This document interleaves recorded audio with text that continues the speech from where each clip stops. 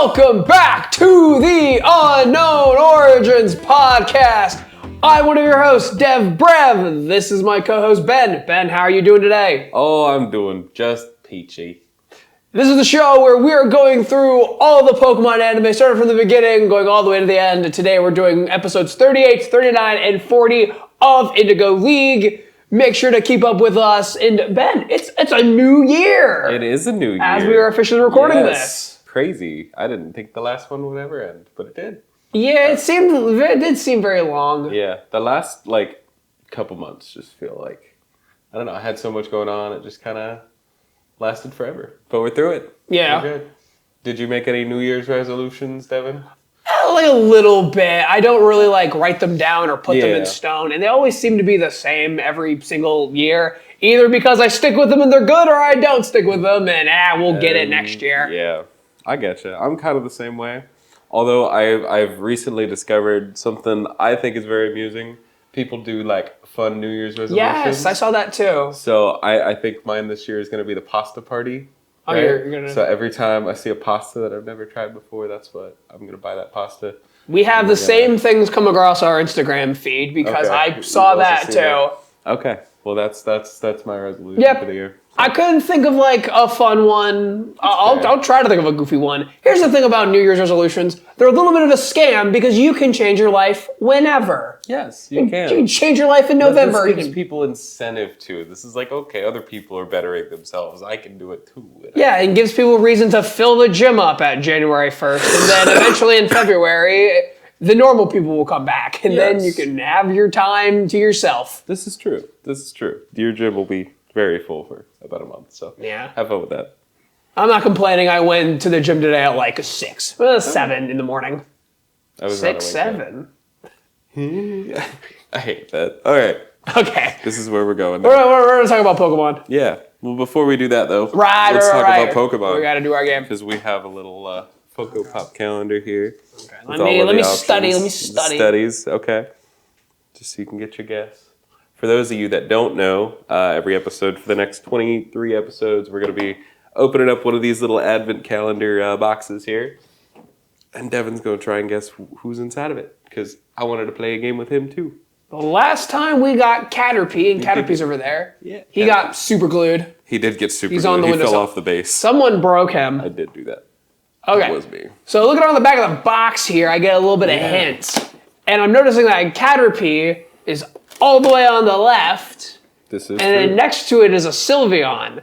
My guess is Sylveon, because I think they just put them in order on the back of the box. Okay, and that's your guess? That's my guess, Sylveon. It is not Sylveon. No! Okay, we're figuring it out. Not Sylveon. Or not in the order. It's Eevee! We should have got that one last time. Yeah, that's okay though. We still have an Eevee now, which is very cute. Very cute little Eevee. The head is an awkward shape. A little bit. It just looks... It's a Funko Pop shape. It just doesn't work for him. That's fair. But we have our little Eevee. Eevee's gonna sit right there. Blockhead Eevee. Blockhead Eevee. They did a Charlie Brown partnership there. Okay, now we can talk about Pokemon. Now we can talk about Pokemon and not Pokemon. Yeah. Episode 38 is titled Wake Up Snorlax. It was released April 23rd, 1998 in Japanese and October 28th, 1998 in English. So, Ben, who was that Pokemon? Could it possibly have been Snorlax? It is exactly Snorlax. Yeah, that makes sense. Top of the episode, the gang is walking through the woods and they come across a character who is officially referred to as the hippie. Yep. This is the old hippie Merlin man. Yep. He reminded me of Merlin from the goofy old Sorcerer's Stone. Sword of the Stone, yeah. Sword of the Stone, yeah. He also looks like a Hisuian Arcanine. Or Growlithe, sorry. With the hair over the eyes, the big old nose. Yeah. I just thought that was very funny. The hippie plays the Poke Flute for the gang, and the flute music wakes up Pikachu, who is taking a nap. Nice storytelling here. Yeah. Good foreshadowing. I like that. That was very cute. Cutesy reference. The hippie asks for food after playing, but the gang says that they have no food either. And Team Rocket also gets stopped by the hippie, and they refuse to give him food too. Yeah, he's just a hippie old man. He got the munchies. Just an old beggar hippie who's just playing his flute for people, waking up their Pokemon. That's the life I want to live someday. True. I love it. The gang stops by a nearby town to get food, but there is no food in the town because the crops have all stopped growing because the river dried up. Yes, and they're told this by a French guy who continues the trend of awful accents through all of the dubs on this anime, which I just, again, find so amusing every time. A man explains this to the gang after giving them food, and then as gratitude for this, the gang vow to figure out what's going on with the crops. Yes, eventually they will do that. Yep, they follow the dried up river, and they go through a thorn bush, and Misty gets visibly cut on her arm, which I was a little shocked. Yeah. Because, like, we're seeing, like, blood actively. It's like blood. Red. It's just red. But Yeah. It's not like dripping, it's just like a Yeah, it's... mark. Yeah. You know? But it still reads like blood. Yeah. I don't know. It is one of the first times that they've done that. I feel like that doesn't really happen again. Ever, yeah. Yeah. So We'll have to keep an eye out for that, but, like, yeah, I was just like, oh, Misty got, like, visibly injured. very interesting moment for sure. Bulbasaur cuts through the thorns with Razor Leaf, and Psyduck is there, too. Yeah, He just comes out. I think Misty was going to go for Starmie, and Psyduck's like, I'm here! As always, nobody asked, but Psyduck is here. That's Psyduck's bit going forward. Yes. Where he just appears and is the funny guy for a second. Yes. He is the funny guy. As much as we crap on him. I've never crapped on Psyduck. Okay. The show craps on Psyduck. This is also I have never crapped on Psyduck. I love Psyduck. I'm glad. The gang finds a sleeping Snorlax blocking the flow of the water. I thought the crops were dried up because of the electrolytes, but no, it's the Snorlax stopping the water from getting to them. In it. No, it's not the electrolytes this time. Also, they all have Pokemon, right? Yeah. Rain Dance is a very, easily accessible Did move. Rain Dance exist in Gen 1? Maybe Rain Dance didn't exist in Gen. Maybe that's it. Yeah. Okay, maybe not. All right. I was creating solutions for problems that they don't have solutions for yet. Never mind. The gang tries to wake up Snorlax, but it will not budge. And Team Rocket shows up pretending to be news reporters, and they try to help the gang wake up Snorlax so they can take it away from themselves. Interesting moment where Rocket and the gang are teaming up trying to wake the Snorlax up. It's not the first time that they've been on decent terms, but trying to escape life or death situation on the St. Anne. This is the first that it isn't because if we don't get along, we're going to die. Yeah. So that was Rocket has ulterior motives here, and the gang's like, I mean, if it helps us, we'll deal with you trying to steal it later. But right now, if you can help us, please. Yeah. It's also interesting to note they're talking about Snorlax here, and they mention him being the heaviest species of all Pokemon. Yeah.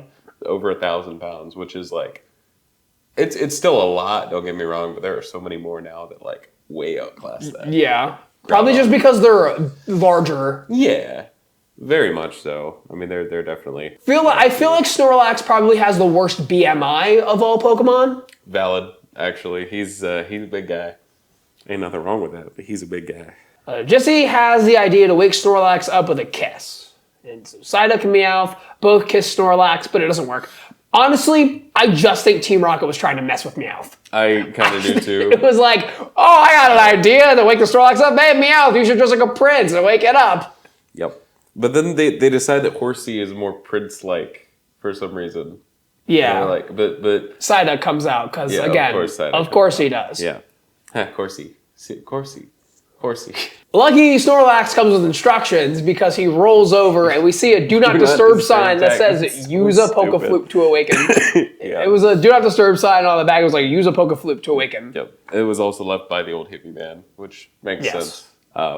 He does talk about how it's his Pokemon a little later. Yeah, because he's got the flute and he wakes Snorlax up once a month, but he didn't for this month, and that's why the river got blocked up. He just forgot.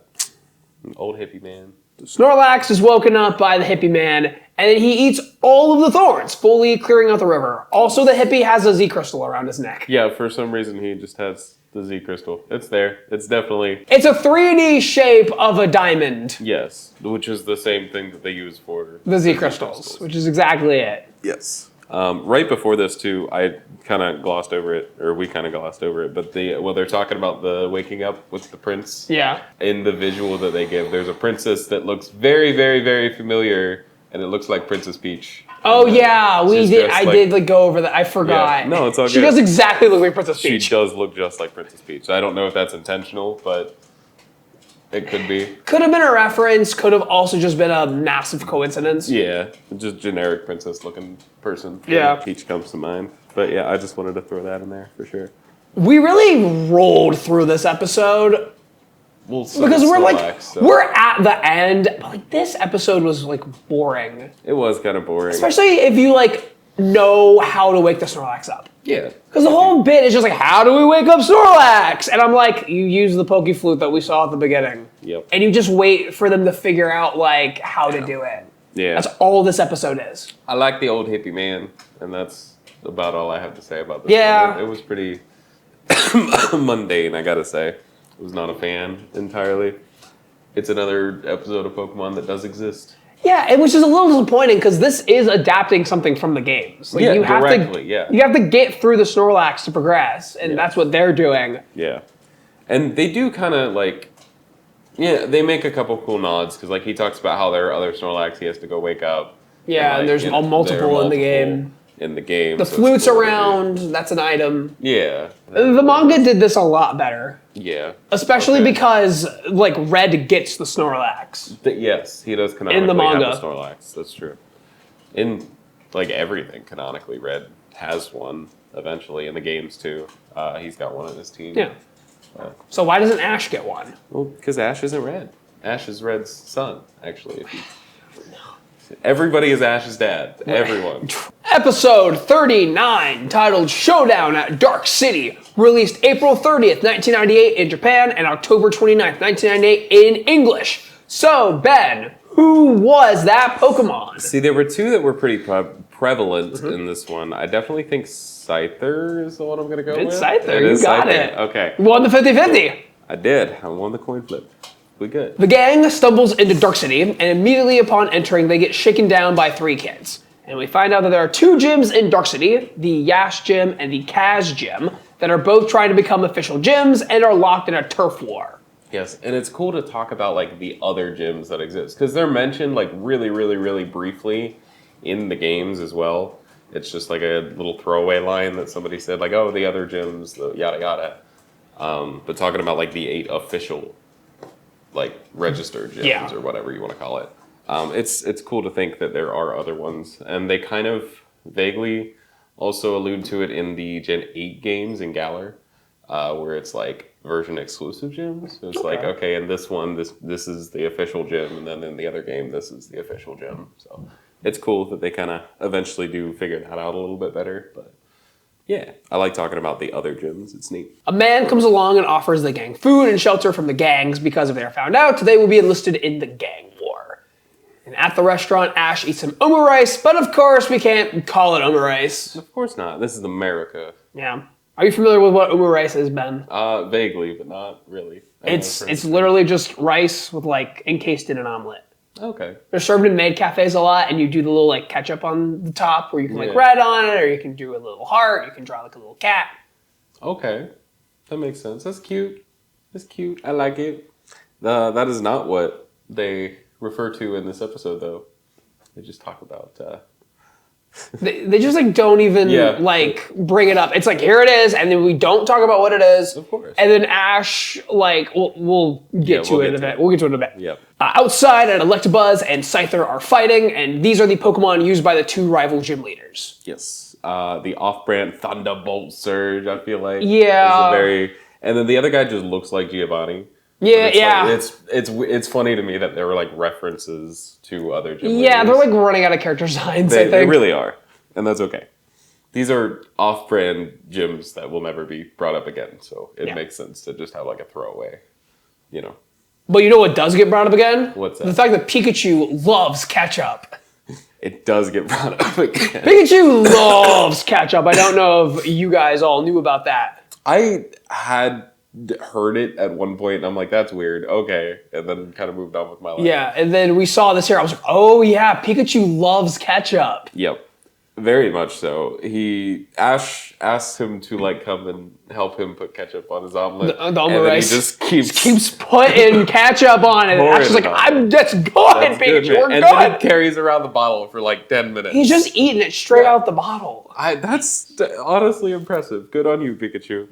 I don't know if you're gonna get a sugar high after this or what, but something. Team Rocket bust into the restaurant and are working for the Kaz gym. The man says that he doesn't want any trouble, and it activates Team Rocket like they're sleeper agents. Which I guess they kind of are sleeper agents. Kind of. Because like they're working for Team Rocket, but they're working for this gym. And so it's like, what gang are you part of, Team Rocket? Like, all of it. And like they don't want people to know that they're from Team Rocket, and they hear trouble, they're like, trouble? Must activate motto now. Yeah. So they are sleeper agents. It was very funny. I feel like Team Rocket gets old sometimes. They have to do their whole bit every episode, but this is one of the funny ones. Sometimes they can like do Team Rocket right. Yes. Yeah. This, I feel like, is one that they definitely did right. Yeah. Weezing attacks with its gas, but Brock has Vulpix cause an explosion that blasts Team Rocket away. Yes. And it's interesting to me that he brought out Vulpix like immediately. Like I feel like Vulpix doesn't come out too much anymore, but it's cool. I always like seeing it. I feel like the room is too small for Onyx. Yeah. And Brock forgets he has a Geodude.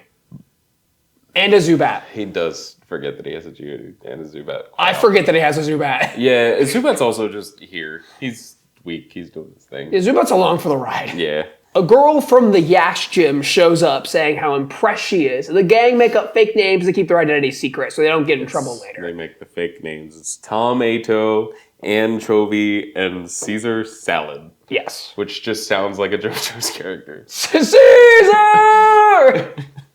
It's like almost missed his name too. Because his name is...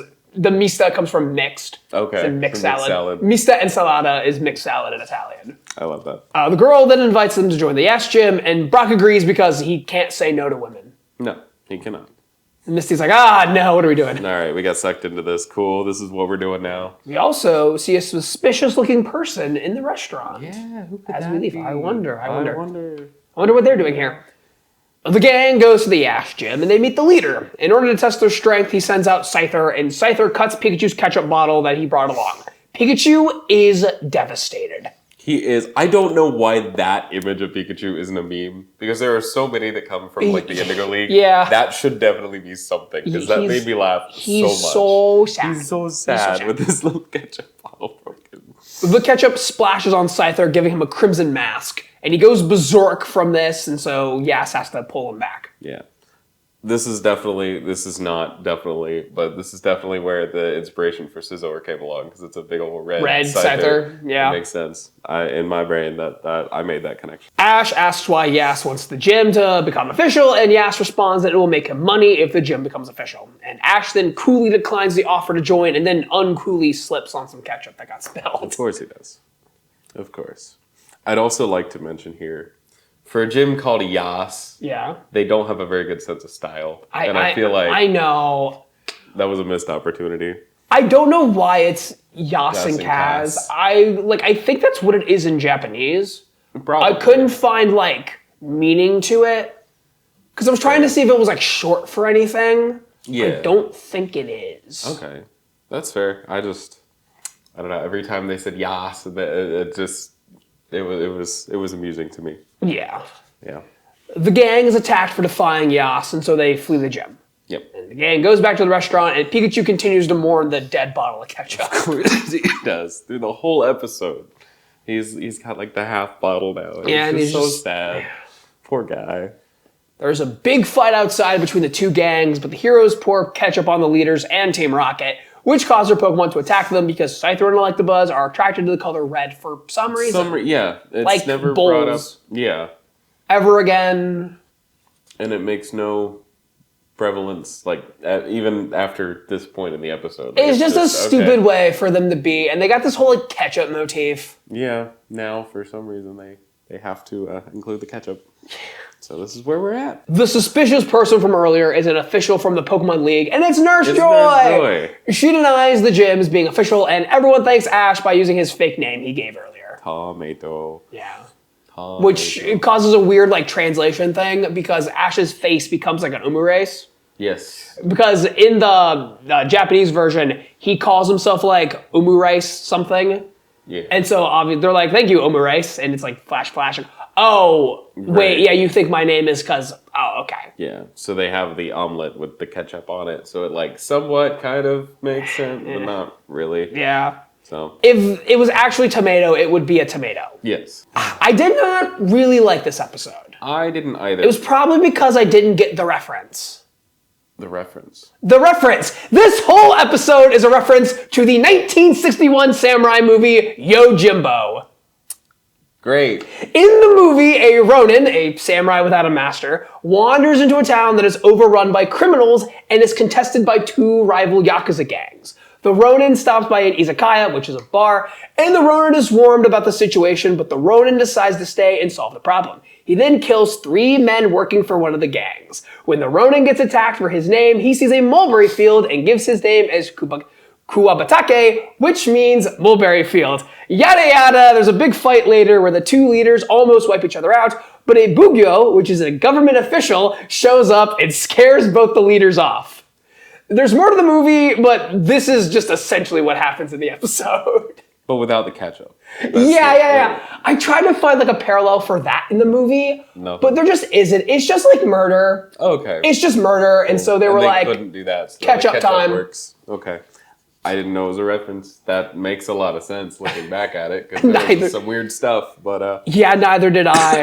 And so I just like saw that on Bulbapedia. I was like, oh, this whole thing is just... Yep, that makes sense. Like, the more I read about the plot of Yojimbo, I was like, oh, so the fake name? Yep. Oh, so the government... Okay, Nurse Joy, gotcha. Speaking of the Nurse Joy, she also has like a special Pokeball that she sends out Chansey in. Yeah. Which like we see less of as the series goes on, but I always like seeing all the weird stuff. The custom Pokeballs, yeah. So it's like a little, it looks like a Pokemon League, like the badge that she has, but it's got like the Chansey thing on it. It's very cute. But yeah, I just wanted to at least throw that out there. Keep track of all the weird Pokeballs, because at some point it'd be cool to do like a counter of like all the Pokeballs. Yeah, this was definitely an odd episode. Now that you say it's a reference, that makes a lot more. It gives it more credence. Yeah, but it's still like yeah. It exists. It's an episode of Pokemon. I feel like there's such a lull right now because we're in between the two. Like the last gym battle was Koga, and that was a while ago. Yeah. And Blaine's going to take a bit. We'll talk about it later. Yeah, we'll wrap because I think each one of these episodes has a very similar problem with it feeling like filler. I'm using air quotes for filler because it's not literally filler. This is an original story that they are coming up with. But because the video games it's basing off of has like fight the gym, fight the gym, fight the gym, fight the gym.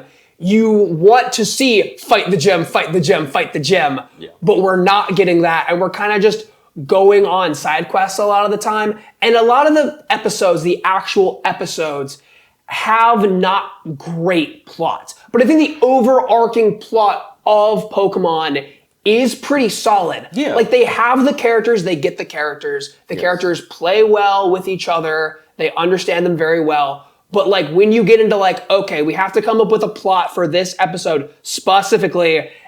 Ever seen the movie Yojimbo? And like that's what they do.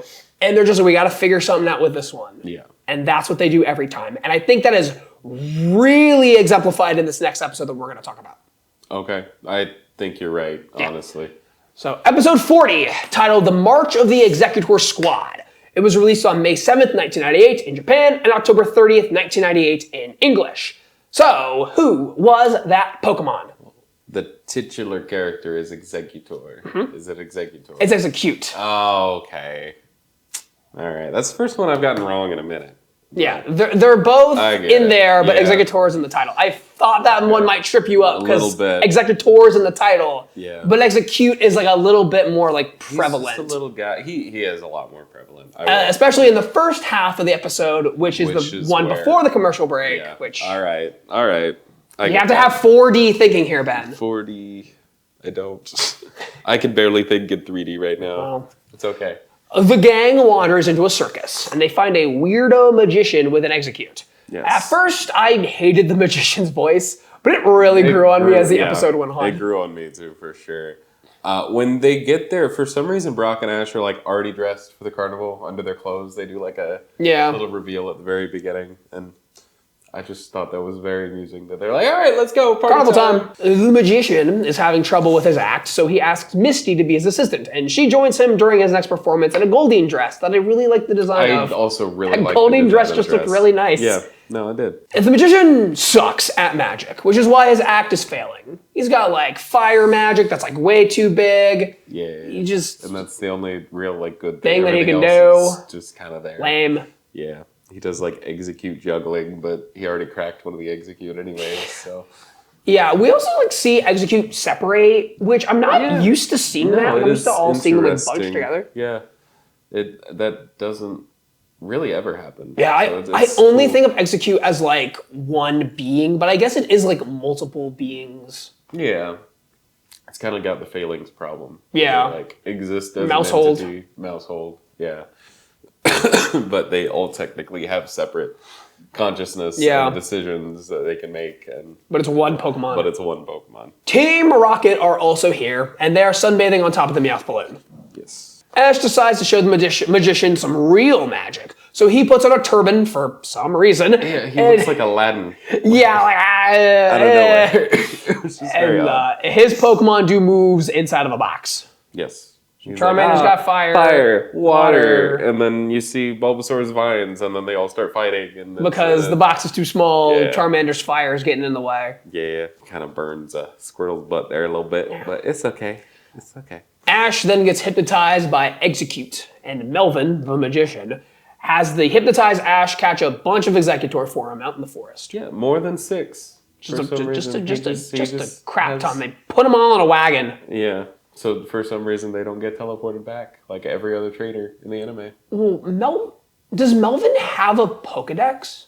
Because maybe that's what is needed. Because the way you get it back is with the little button on the Pokedex. Right. So maybe without the Pokedex, you can't send the Pokeball back. So he's not like a trainer. He's a stupid magician. Yeah. So he doesn't officially have it. That would be an interesting way to get around that problem. Yeah. Maybe it's like the old rules where like he has to like walk it over and he can't just like summon a Pokemon whenever or like zap it away whenever. He has to manually take this wagon with all the Executors and walk it over to the Pokemon Center and be like, okay, so this one I have to register and blah, blah, blah, blah, blah. This one I have to register and blah, blah, blah, blah, blah. This one, okay. And he just rinses and repeats that, just keeps going. No, that would make sense. Until he has 6 left. He's like, okay, now these are my 6. Okay. But that's not what happens here. He ends up using a whole releases them all. They're all gonna hang out. And then Team Rocket, of course, show up for no reason, and they want the Executor for themselves. Of course. The Executor all hypnotize themselves, so they and Team Rocket start charging the carnival. Yes. And here is where his Execute evolves as well. For some reason. Without a Leaf Stone. Just happens. He's like, all right, it's time to do it. And I mean, he is magic. Yeah. He just magically makes it happen. Yeah. He just, all right, summon Leaf Stone, but it's invisible. But also, here you go. And I don't know. I was going with he just like magically makes it evolve. That's fair. That's what magic does. It's just I need this to happen now button. That is very relevant in most animes. So, yeah. You know, I can see that. The gang goes to warn everybody about what is about to happen, and the Ringmaster informs them that he planted a time bomb that will blow up the Executor. What the hell? Like, actually, just mass murder of all the Executor. I guess that's what we're going for. Ash has Charmander fight all the Executor to break them out of their hypnosis, and it's working, but Charmander doesn't have the firepower to hit each one in the time. But you know who does have the firepower? Melvin the magician. Boy, geez, I don't know if I can do it. The fire. Yeah, but he finally breaks through his little mental block of, okay, I can do this, I got this. And it's Misty who helps him out here. Yes, it is. Misty's really pulling her weight in a lot of these episodes. I think Misty, she plays her straight woman role really well. Yeah. And she's like definitely a conscience and definitely like the person who kind of pushes the other new guest in the episode to kind of come out of their shell. Like she did that with Mikey a few episodes back in the Eevee Brothers episode. Like She's doing that with Melvin now.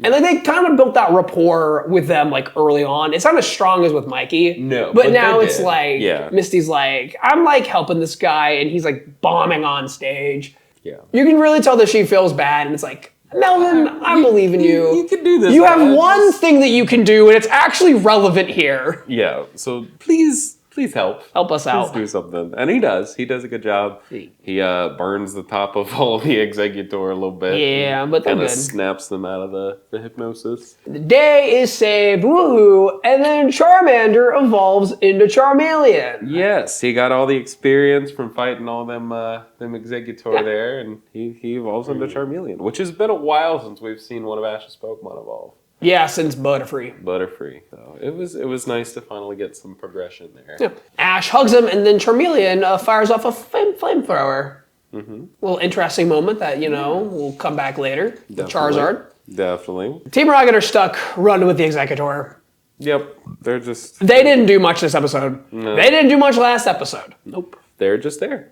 They barely did much in the Snorlax episode. Yeah. They were more prevalent in that one, but it's like, man. Yeah. If they weren't there, the plot would have went the exact same way. So I'm saying they didn't do much. But we wouldn't have got to see Meowth kiss Snorlax.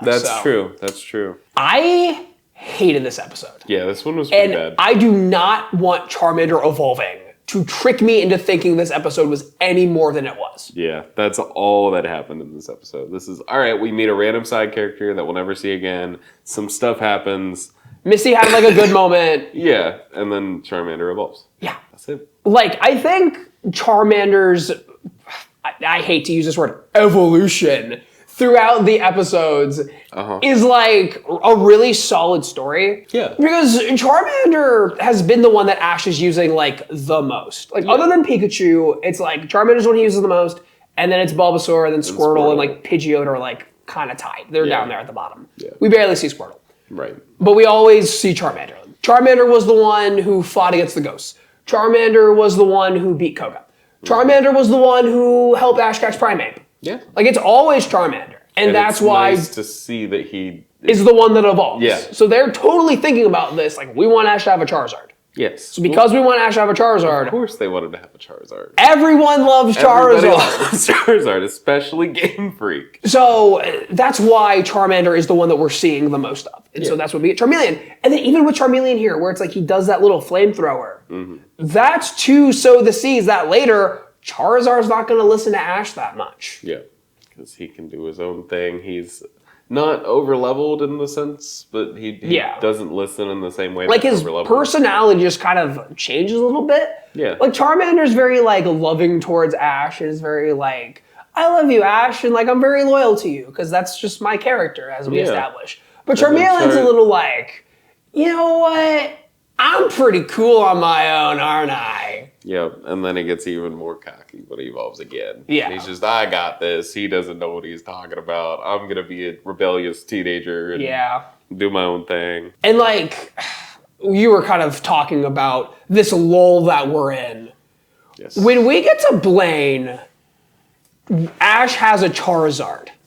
Charmander just evolved in Charmeleon. So we're gonna be here a while, guys. And I really don't want for like the next however long to be like, this episode was bleh, it's more Pokemon, blah, blah, blah.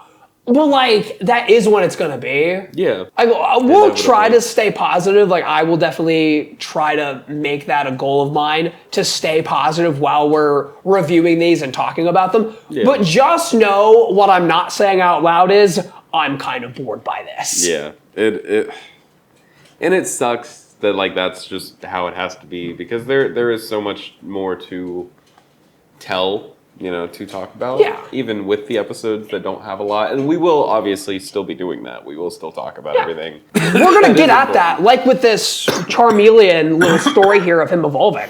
Like, I didn't remember that was so well done and so well thought out. It was. But now we can herald that and tell people. But also that the episode that Charmeleon evolved, or that Charmander evolved into Charmeleon, is the one with the stupid Executor and the stupid magician that we hate. We hate him slightly less, not because of his voice, but yeah, in general. I mean, he's dry and funny, but it's like, why are you here? Yeah. Why are you here? You exist for one episode, and then you're gone. Yeah. All good. We'll get through them. We will get you guys the best story that we can while doing so. Yep. Yeah. All right. That'll be good. So I think with that, we're good for the episode. Yeah. So I have been DevBrev. Ben, you want to plug yourself? Where can they find you? Discjockeymonkeyboys. Anything music based around Ohio, we're your guys. So I'd be more than happy to help out. Make sure to like and subscribe and all that fun stuff. And until next time, gotta watch 'em all.